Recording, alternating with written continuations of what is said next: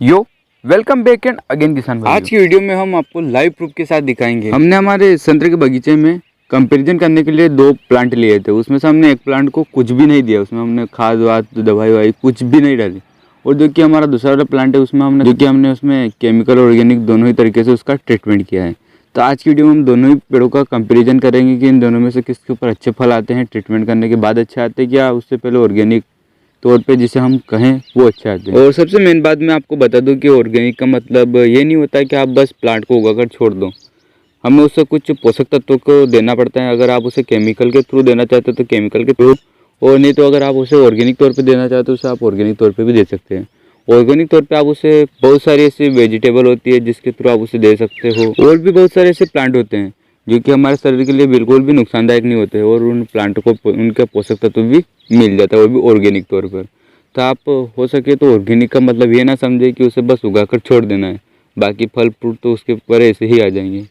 सबसे पहले हम उस प्लांट की ओर चलते हैं जिसे हमने खाद वगैरह कुछ भी नहीं दिया। जैसे कि आप देख ही पा रहे हो इस प्लांट के ऊपर संतरे तो आ गए हैं, लेकिन जैसे कि आप देख ही पा रहे हो कि इस प्लांट पे बहुत सारे संतरे क्या हैं कि हद से ज़्यादा ही ऊपर का उनका एक भाग बिल्कुल ही ब्लैक पड़ रहा है, जिसे हम सूर्य दागा भी बोलते हैं। तो ये किस कारण होता है कि ये जैसे इसके ऊपर क्या है कि डायरेक्ट ही सनलाइट गिर रही है और इसके ऊपर कोई प्रोटेक्शन शील्ड नहीं है, इसी के कारण इसके ऊपर गोल गोल और ब्लैक ब्लैक ये ज़्यादा ही पीले धब्बे बन गए और ब्लैक धब्बे भी बन गए। ये इसी के कारण होता है, डायरेक्ट सनलाइट गिरने के कारण। और इसमें आप देख ही पा रहे हो कि बहुत सारे संतरे बहुत ही छोटे छोटे हैं और बहुत ही मतलब उनकी साइज बिल्कुल ही ठीक है। और साथ ही में इसमें बहुत सारी नारंगी जो कि पत्तों के बीच में दब गई थी, जो कि डायरेक्ट सनलाइट के इसमें इफेक्ट में नहीं आए। वो सूर्य दागी तो नहीं हुई, लेकिन वो बिल्कुल ही सेफ में नहीं है क्योंकि इसमें पोषक तत्व की बहुत ही ज़्यादा कमी है। और अब हम बात कर लेते हैं कि जिस प्लांट को हमने पूरी तरीके से उसका ट्रीटमेंट किया है ऑर्गेनिक और केमिकल तौर पे, तब चलते हैं उसकी तरफ।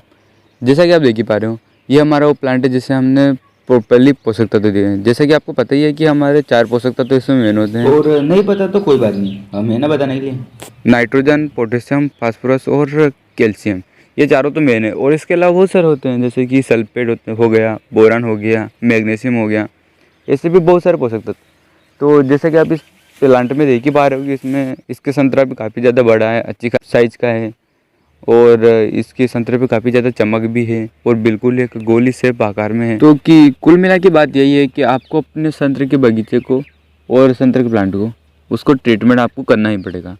भले आप चाहे तो उसे ऑर्गेनिक तौर पे करें या केमिकल तौर पे करें, पर आपको उसको ट्रीट करना ही पड़ेगा, नहीं तो आपके संतरे के बगीचे की हालत कुछ इस तरीके से हो जाएगी। और अगर आप जानना चाहते हैं कि ऑर्गेनिक और केमिकल दोनों ही तौर पर हम अपने संतरे के बगीचे का ट्रीटमेंट कैसे कर सकते हैं, तो आप चैनल को सब्सक्राइब कर वीडियो को लाइक कर दें, और साथ ही में नीचे कमेंट भी करने कि हाँ हमको जानना है कि हम अपने संतरे के बगीचे का ट्रीटमेंट कैसे कर सकते हैं, वो भी ऑर्गेनिक और केमिकल दोनों ही तौर पर। और साथ ही में बेल नोटिफिकेशन को भी ऑल पे सेट कर लें, क्योंकि जब भी हम इसका वीडियो लेकर आएंगे तो उसका नोटिफिकेशन आपको सबसे पहले मिल सके।